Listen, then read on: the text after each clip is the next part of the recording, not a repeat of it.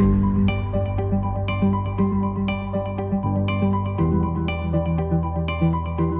are going to talk today about the creator economy. So by a show of hands, who in this room considers themselves a creator? Do you blog, tweet, post, pin? Fantastic. Alternatively, who has used social media influencers to help support growing their business in the last year? Fantastic. Well, this is going to hit right at the heart, hopefully, of what you're doing with your business and what you can be doing for 2017. So you're probably saying, Ryan, that says the state of influencer MAR. That's because we designed the slides in widescreen as opposed to 4x3. So I'm going to make this presentation approximately 33.3% better than what you're seeing on the slides, and I'll make sure I tweet out the slide share link afterwards. Paul plugged the hashtag for this conference. It's hashtag SubSummit2016. Make sure you post your comments and questions there. There's also going to be a special incentive. I'm teasing this ahead. If you have little tidbits of knowledge that you learned about influencer marketing during my time today. We're also going to try to save a few minutes, at least at the end, to talk about your questions or your thoughts on this topic. I named this going from word of mouth to word of mouse. And there isn't a rhyming phrase that talks about, of course, the swipe, or what was the swipe, I guess, before Apple eliminated it for iOS 10. But everything happening today in the industry is being caused by a tremendous amount of disruption, right? What was known as sort of online marketing is at the heart of everything that consumers are engaging with nowadays, right? So we're going to spend, as marketers, close to $70 billion on digital assets in 2016, right? So the average consumer is seeing more than 60 ads per day. But here's the reality behind it. Even with all of that, I have a higher likelihood of going to Detroit Metro, hopping on a plane, that plane crashing, and me surviving than intentionally clicking on a bad ad this year. Think about that for a second. So why is this? Well, it's very simple. We as consumers, this is a heat map showing some of the top web pages around, and we focus, the red is where you focus your attention. We focus on the content, not the clutter. Our brains, since Web 1.0, have now been programmed to ignore that crap. Yet we as marketers continue to say, well, geez, if we get targeting better or programmatic better, that'll make it right? No. In fact, when you stop and think about what's going on, this is not rocket science or even anything new. I grew up in a traditional media household. My dad ran radio and TV stations for Gene Autry before he passed away. And so I know the power of what content and authenticity can bring. And since the Texaco hour on radio in the 1910s and 1920s, marketers have always realized it's about the content, not the clutter. I mean, consumers don't just dislike ads. We're now spending money to never see them. Ad blockers, the rise of ad blocking alone, if you're spending money on things that are programmatic or banner or even to some extent paid search, all of those things now are being actively filtered out, and it's only growing that much more. It's even more interesting that the platforms, Google, Apple, who control the mobile universe, where all of your consumers are buying your boxes, they're also trying to figure out tools where only their ads are seen and nothing else, and the prioritization is there. So it's not surprising that CMOs are now realizing that, geez, the future of marketing needs to be about content. So, this industry is exploding. We're thinking, based on the research from PQ Media, that it'll be around $300 billion by the end of 2019 globally.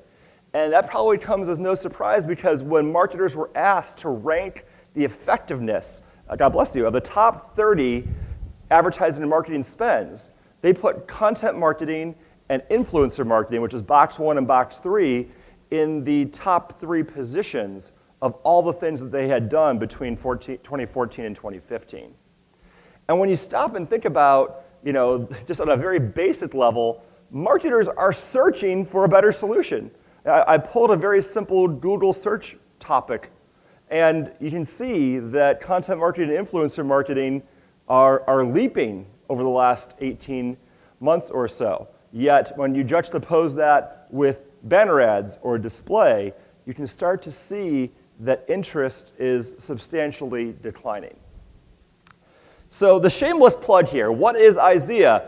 No, I am not trying to sell you affordable and modular Swedish furniture. We operate an online marketplace that connects creators with brands like yours. And we've been doing this now for 10 years. We actually just moved the company to NASDAQ at the start of this year. Look at that handsome guy applauding right there, ringing the opening bell. That's me. We did that back in March. And we're headquartered in Winter Park, Florida, outside of Orlando, with offices in all the major ad markets. And what we really pride ourselves on doing is supporting many brands, and in fact, a few of them here in the room, like Groupon and Birchbox, to unite social media influencers and content creators with them to help get the word out. So when we talk about influencer marketing, a great example would be what's on top here. So a Vine celebrity like Gabe working for Doritos, posting an incredible original piece of content that he came up with for the new Dorito flavor, and publishing that to his tens of millions of followers on Vine. You know, what's incredible about that one asset is that for Doritos, they actually were able to accumulate more volume off of that one Vine post than they would by buying an equivalent Super Bowl ad for a fraction of the price. You know, content marketing is equally as powerful because it brings expert creators to build assets that then can drive all kinds of what I call annuity value. Right? So from the ability to boost organic search to just feed the beast of brands having to act like publishers because publishers are already trying to behave like brands. So on day one of marketing school, you get to fold open your syllabus and you see a concept about paid, owned, and earned, right? Everyone knows these concepts. The interesting thing about influencer marketing, why we feel there's so much value behind it and so much interest, it's one of the very few things that actually touches on each of these different areas of marketing from a return perspective. You're paying these creators cash to create content. That content is content that you own as a brand. So not only can you benefit from that individual publishing it to their followers, you can then repurpose it in other areas, and we'll talk about that more later as a best practice. And then, of course, there's all the earned amplification that happens, as well as all the engagement that happens as a result of that post. And it happens across every major platform. You know, it used to be when we started out Izea back in 2006, and if you want something fun to do tonight at the hotel, go onto YouTube and search Rock Startup. There was a 2-year reality series filmed about our company in the heyday of this. And the start of it was on MySpace. Who's posting about this event on MySpace today? None of you, exactly. And that's the point, is that the industry keeps on moving. We want to keep on moving. But it's even that much more important then to think about it in a more agnostic fashion. And it's very easy to get caught up in the shiny coin. You know, what's your Snapchat strategy today? Well, you know, Snapchat today can be the MySpace of tomorrow, and that's a very interesting dynamic to think about in the context of how fast this industry is evolving. But when you stop and think about it, one of the other unique aspects is that, you know, influencer marketing is device independent. Everyone's asking you, what's your mobile strategy? Well, if you can see the content, you can see the marketing message with influencer marketing. It doesn't matter if it's on your favorite iOS device, on your desktop, or what have you. And we feel like that's a major aspect that isn't really necessarily thought of when people consider influencer marketing. And then the aspect of multidimensional ROI. This is what we were talking about before in terms of repurposing. All these beautiful photos that you see on the bottom of my slide here, this is for a campaign that Hormel did recently for football season. And it looks like beautiful stuff, like stock photography that someone who was in a fancy studio with really expensive cameras took. In reality, every single one of those assets was produced by a social media influencer. We call them foodies. Who's here is a foodie? Yeah. Some high quality food porn going on Twitter and Pinterest and Instagram. That's good. So what's interesting is that Hormel looked at this in a very, very unique fashion.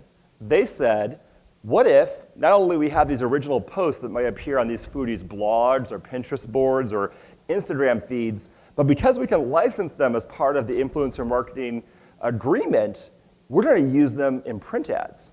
We're going to use them as part of our native advertising strategy. We're going to use them for our in-store collateral. We're going to use them for our email campaigns. Because not only does it look great, which is important to the brand, but they can also then say, it was taken by someone who helped make a recipe with Hormel products. And that person is a real person who fed this to their families, maybe to their friends over a tailgate, and there's an intrinsic value there that feels good. Influencer marketing is also one of the only forms of advertising that is innately shareable. And sharing is caring, right?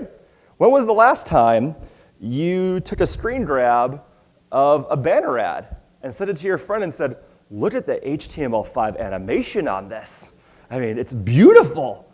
No, but you're probably going to send your favorite listicle, maybe an infographic or a short video vignette, especially depending on the fringes. If your audience is younger, of course, platforms like Snapchat, like Vine, like Insta are very, very popular right now. If you're more middle market, blogging is still massively huge and actually growing thanks to platforms like Medium. And of course, when you look at long-form content, YouTube continues to explode. It very easily could become the largest search engine thanks to the efforts that Google has put in very short order. So one of the things I wanted to share with you this morning to help wrap your head around this space, and again, I apologize for the slides not being fully there for you, is a body of work that my company commissioned with 3 independent research firms, several of which I think you might be familiar with. So we worked with the Right Brain, Halverson Group, which is the leading consumer market research firm, and Lightspeed GMI to create a body of work we call the State of Sponsored Social.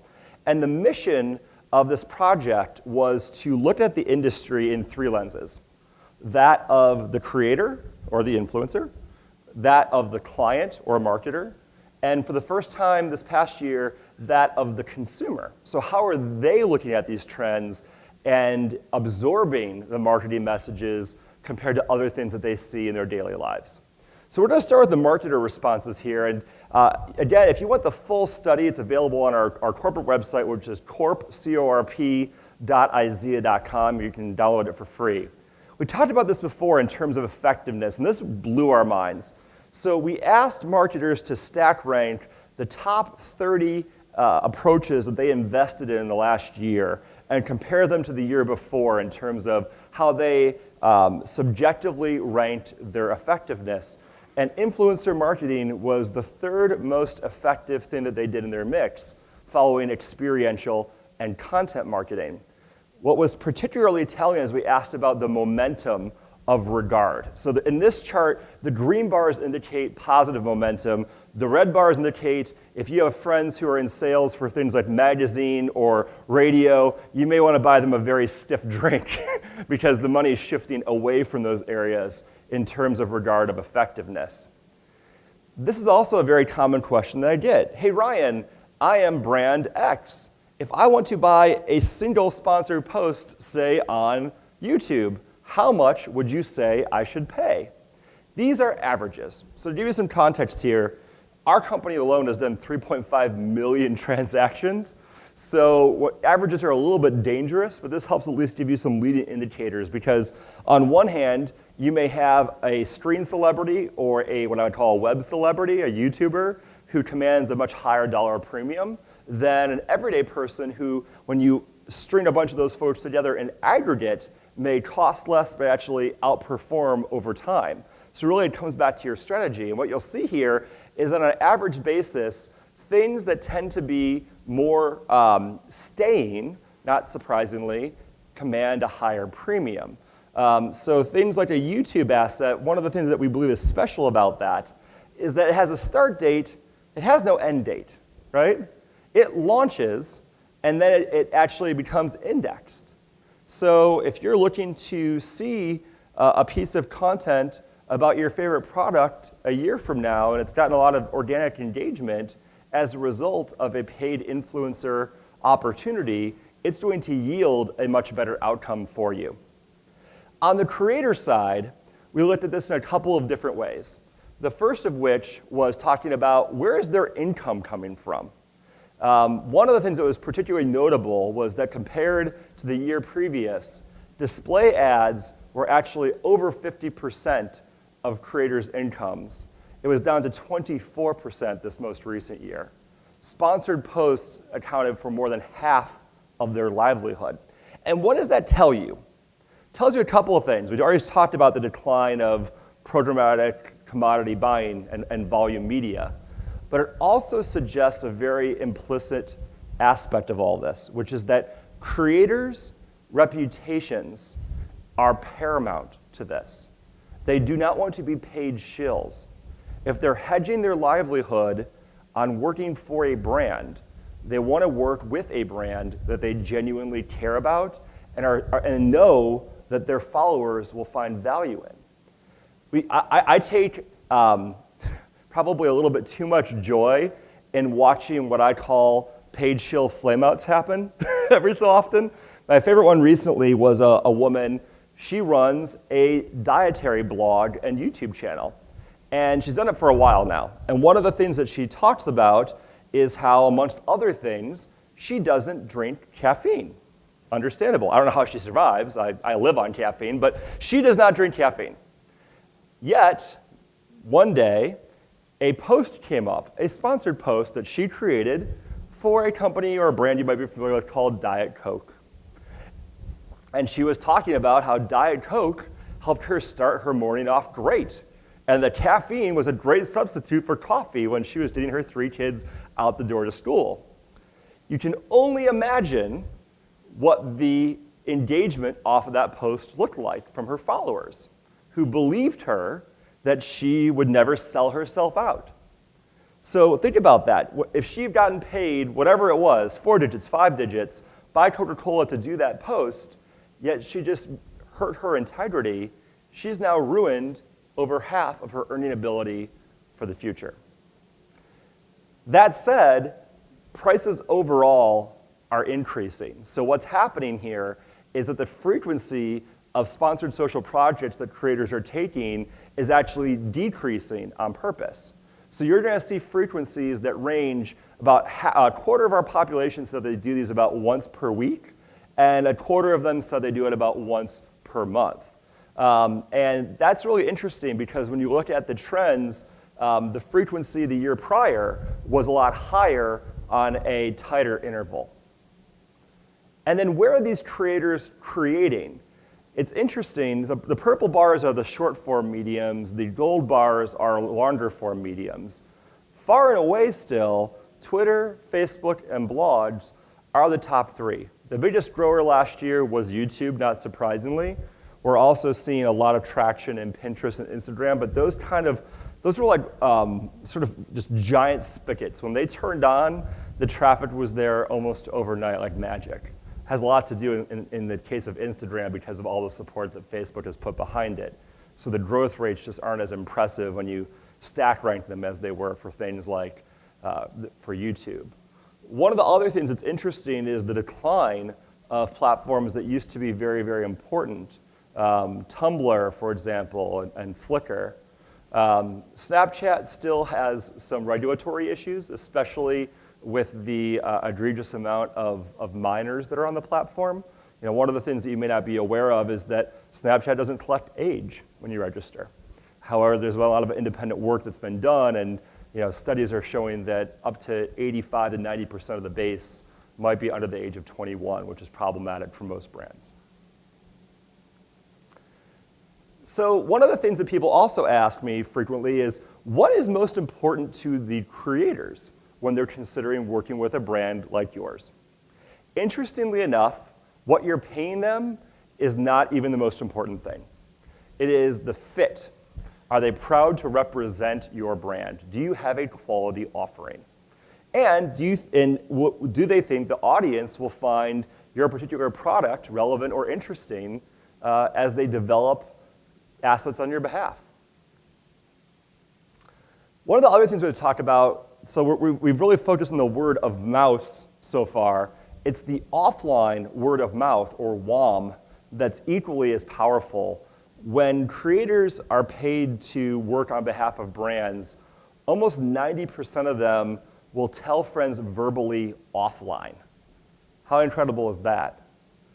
83% of them this past year said that they actually will create additional follow-up posts gratis beyond the contractual agreement to help boost those brand success. One of the other important subnotes in this industry for you to be aware of is the regulatory environment. So here in the United States, the FTC regulates the influencer marketing industry. In Canada, just across the river, the ASC, the Advertising Standards Council, does that there. We've been working very closely with both bodies, and actually back in 2009, helped create the framework for how disclosure works. One of the things that you need to be aware of is that compensation is not just cash. It can be anything all the way down to 1/100th of a cent coupons of value that are given to a creator. So if that creator receives any form of compensation that is not organic, disclosure also has to come along to the ride. And that can be something as simple as on a blog post saying, "This post brought to you by Groupon, all opinions are 100% mine." On a tweet or an Instagram post, you may see #ad or "brought to you by my friends at." All of those are valid forms of disclosure as long as they are transparent and very much authentic. That's the whole point here. What's interesting, though, is when you look at the creator side of this equation, creators are very, very much aware of what is allowable for disclosure and what is most pertinent in terms of how to make sure that transparency exists. Marketers are not that way. In fact, this is an area where our industry has to do a lot better and where a lot of the backfires are happening.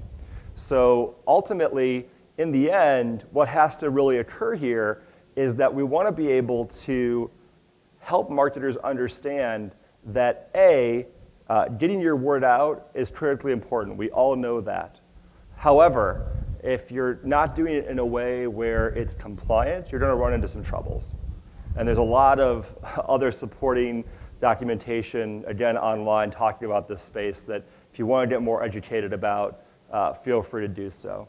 One of the other subnotes I'll put out there is how people are choosing to disclose is also evolving. In-post disclosure is required. What some creators are doing now over and above, if they have a YouTube channel, for example, is they'll actually have a disclosure policy or an ongoing statement that exists in the profile of that channel so that you can clearly understand what has been sponsored and what has not. So really quick, as we begin to wrap up here in terms of consumer responses, we started looking at where are consumers spending their time. These 4 color bars are talking about quarterly, monthly, weekly, and daily penetration on the top 11 social platforms. So not so surprisingly, the big boys like a Facebook and blogging ranked very highly on that chart. Some of the newer areas like Snapchat and Vine are the relative newcomers in this equation. But then what's also interesting is we ask what types of people are individuals following on these various platforms. Again, maybe not surprisingly, is that the tier 1 people who are famous, tend to be followed on platforms like YouTube and Vine, Twitter, and Periscope, where consumers are saying more everyday people, their friends, are on platforms like Snapchat, Pinterest, and LinkedIn. Blogging is actually the most unbalanced between sort of famous people and non-famous people. And where consumers are seeing these messages, by and large, is also changing very interestingly. Facebook had the largest amount of noticeable growth where people said, I saw someone I follow doing a sponsored post compared to the year prior. Also, platforms that we talked about before, like YouTube and Twitter, were equally compelling.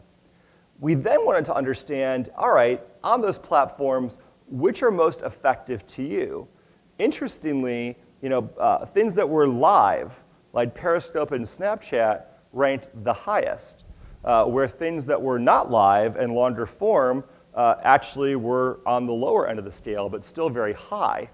To help you understand, we then asked consumers, out of the 30 things that marketers were invested in, how would they stack rank the effectiveness compared to all of those things? So out of the 30 things that were not influencer marketing, the only one that fell into the top of the list were very specific kinds of TV spots. Let me zoom that out for you. And again, the print's small here in the back of the room, but this gives you some context. You know, you have online newspapers and print ads towards the bottom of this chart of 20, and then you're seeing those influencer marketing tactics very much in the box 1 of the findings, which was eye-opening for us and our research partners. Ultimately, and again, not surprisingly here, for consumers, what they want to see is the approach, the fit and finish, the credibility, and the engagement and the admiration for a product is what helps it feel authentic to them. And ultimately, the most important thing towards that point was that, that they could tell that the creator has actually tried or used the product as part of developing the sponsored post. So for those of you that have done influencer campaigns, of course you've sent people your box because you want them to create that unboxing experience and that engaging credibility that comes along with authentic content creation. A couple other really interesting subsample insights that you might find compelling. Males actually show overall a higher penetration across social platforms than women do. Women are far more niche-y on their platforms than men are. Men also rate all marketing tactics as being more effective than women. You might just say that us guys are just dumber than women. Women are smarter and realize the difference. When you then talk about sort of age, most social media usage peaks out between the 30s of people's lives. And that may be because that group is the most time squeezed. They're the ones building families, perhaps. They're not watching or consuming traditional media. They just don't have time for it. And if they do or they are, they're probably ad blocking on their desktops and fast forwarding through spots on their DVR. What was interesting though also was that young adults, 18 to 24 years old, were the most skeptical of all advertising. This generation has been raised in seeing everything from infomercials to tactics like influencer marketing, really impacting their world. So again, just to put a button on this for all of us today, what we're seeing is that more and more marketers are having these standalone budgets. In fact, over half of them were spending over $700,000 a year on influencer marketing alone. And those increases keep on going up. We talked about marketer familiarity with the FTC guidelines and making sure that all of that is compliant in everything that you do. Snackable, shareable forms of content overall dominate this landscape. We're seeing that creators are really trying to be not only competitive in terms of how they work with brands, but where they spend their time and who they create for. And that ultimately, their dedication to working with you to create that authentic content is paramount in their world. On the consumer side, we're seeing obviously substantial growth between 18 and 70-year-old adults on all things related to sponsored social. Effectiveness was really off the charts. And ultimately, it's the expertise and credibility of the people that they're following that is most important to these individuals. So we don't have as much time to go into the campfire stories as I'd like, but later on we'll talk about this. A shout out to Groupon. They did an influencer campaign leveraging a number of high-profile blogs to sell trips last year. That was just incredible in terms of its reach and the amount of organic interactions. On the promoted post side, our friends at DisneyBaby.com actually were using original creator-made posts on Instagram, Twitter, and Pinterest to tie in to their paid Facebook and Twitter strategies. So basically using paid media to amplify the result outcome of what they were doing before in just the brand voice. And then from a search perspective, which organic search is the name of the game nowadays, and the fact that influencer marketing is evergreen, it never turns off like a media campaign, this boosts results that you really just don't see anywhere else. if you've ever been to Chili's, you may have had a delicious Corona-Rita, which is a frozen margarita with a little tiny thing of Corona topped on top of it. And for Cinco de Mayo, Chili's engaged our company to build out a campaign that focused on sending people into their stores to experience this. If you actually Google right now or Bing Chili's Corona-Rita, you'll find that 5 of the 10 pages of organic results are posts that came from that campaign. That's particularly meaningful because that campaign ran 4 years ago. And then lastly, Twitter parties. So all things related to being able to dominate a trending topic and translating that into business success and outcomes. If you have a model that says, if I hit X amount of reach, it'll yield Y amount of subscribers, this is an approach you may want to consider. Here it was for 1 hour, Target during the VMAs, leveraged a conversation that yielded 7,200 different tweets and reached almost 50 million people around the world. So that's all the time we have for today. So thank you so much for having me this morning. But I promised an incentive, right? So, the best kind of influencer posts and organic content creation comes from providing compensation. So what I'd like to offer is that if you post hashtag #SubSummit2016, something you've learned about influencer marketing, you're at a great 2-day conference right now. I'm giving away tickets to my conference coming up in February in Florida called Izea Fest. And it's all about content creation. It's where the intersection of brands and influencers happens. So if you tweet at Ryan Schram with the hashtag #SubSummit2016, something interesting about your business and how this applies to you, you might be able to win one of those $500 credentials thanks to Izea. Well, thank you again for everything. Again, if you have any questions, hit me up. I'm at Ryan Schram on Twitter. And again, I appreciate your time this morning. Have a great conference.